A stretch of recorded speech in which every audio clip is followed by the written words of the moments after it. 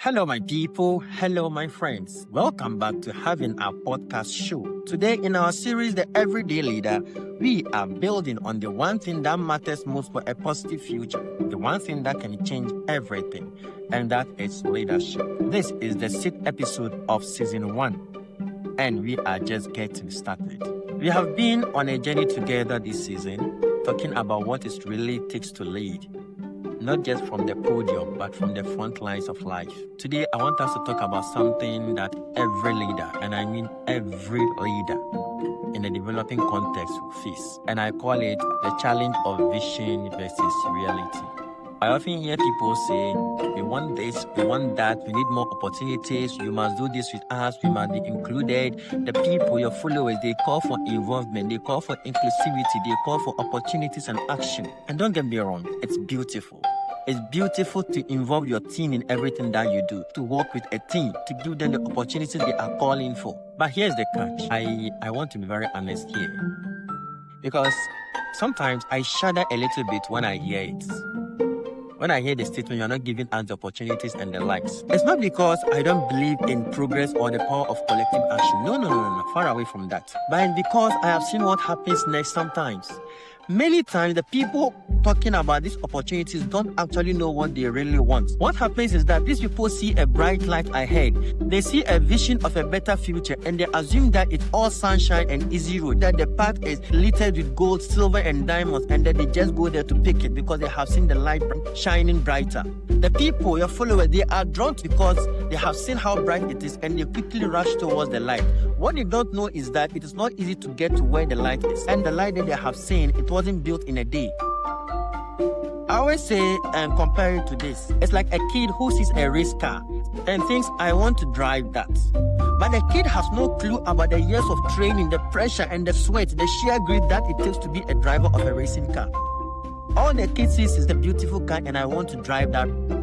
And he sees himself as the driver of that car, but he doesn't know that it's not easy to be a driver of a racing car. So the moment you give these people a chance to step into the journey, you give them a chance to help keep that light burning, the light that they have seen, or even to make the light brighter, to carry some responsibility. What happens?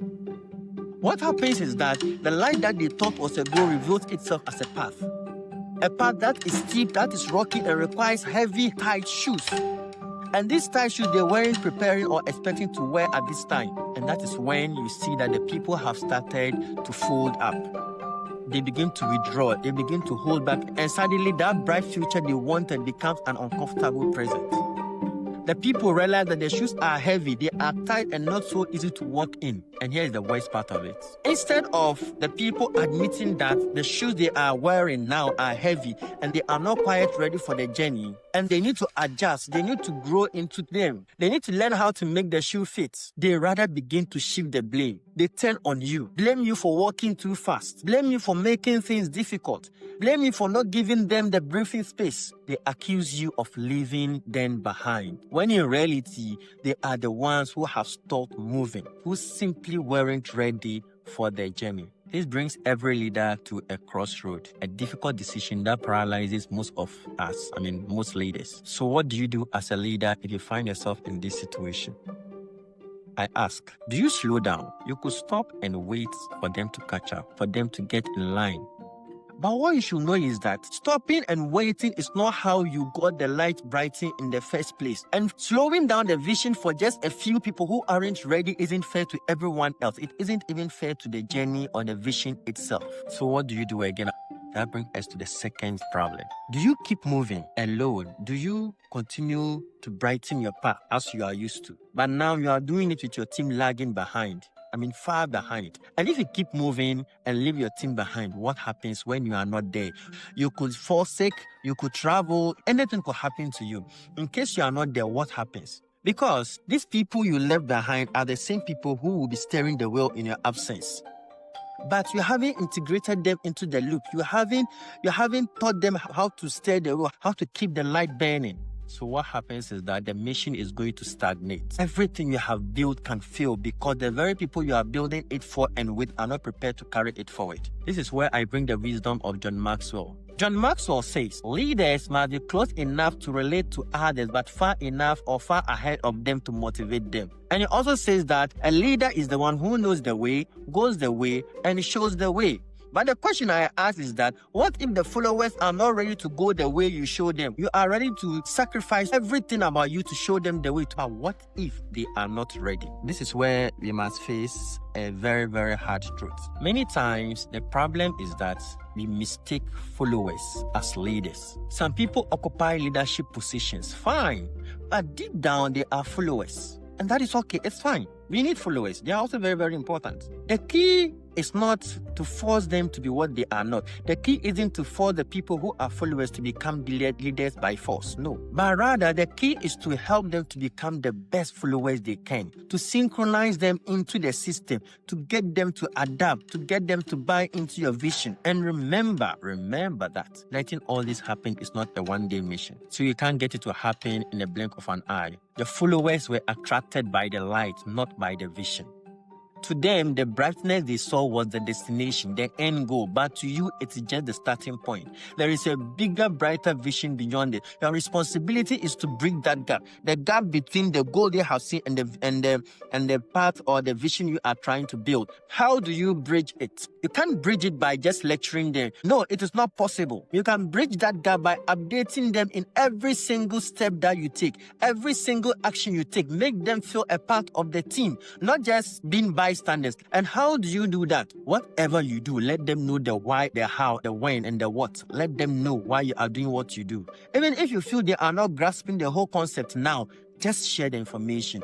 Keep them in the loop. Update them. Be there for them. Let them know you are not doing it alone and you want them to be part of the team.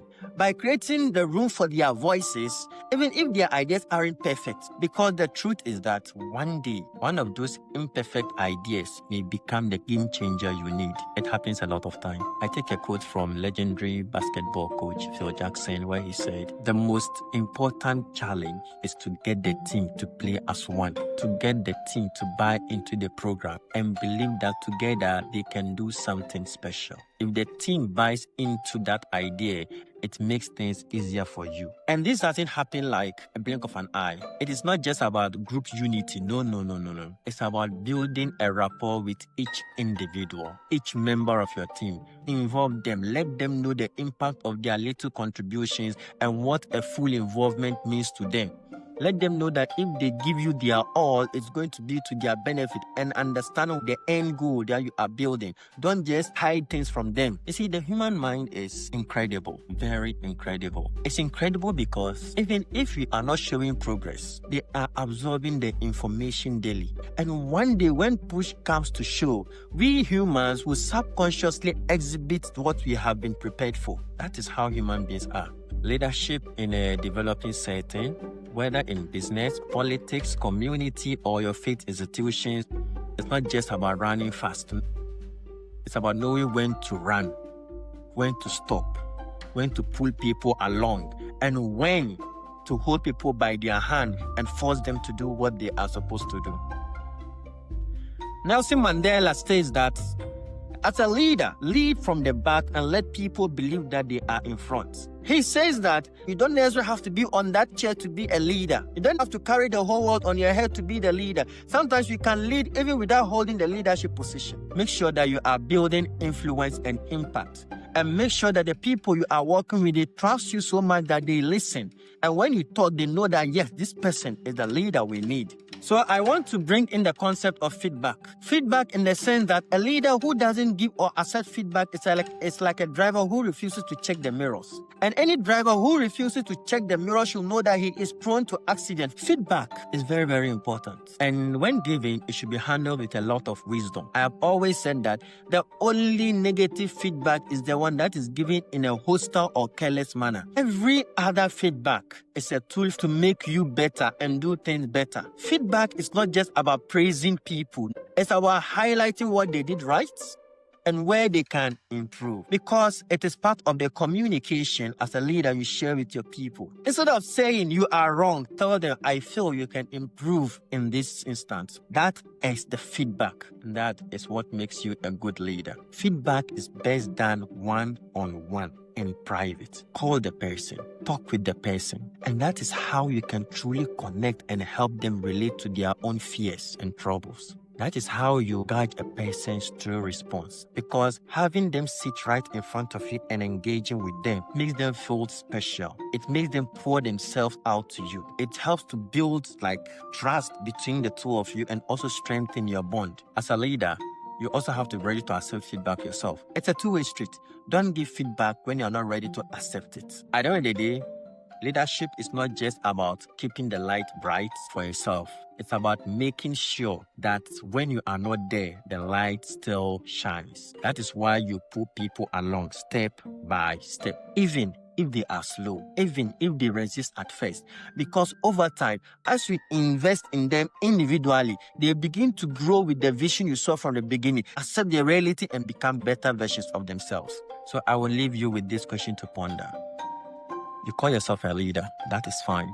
But as a leader, how do you pull your team along when they are lagging and threatening to delay your progress? Do you slow down for them? Do you drag them? Or do you walk so far ahead that the gap becomes impossible to close? Or do you teach them? It's up to you to decide as a leader. Let's keep leading. Let's keep leading. Not just with power, but with presence. Because the everyday leader doesn't just shine the lights, but rather he teaches others how to keep the light burning. Stay connected with us on all our social media channels and wherever our name pops up. We are building a community of everyday leaders, and we want you, your friends, and families to be a part of it. Thank you for being with me on this journey. Until next time, remember that you are a leader every single day. I'm your host, Yussif, and this is Having Up.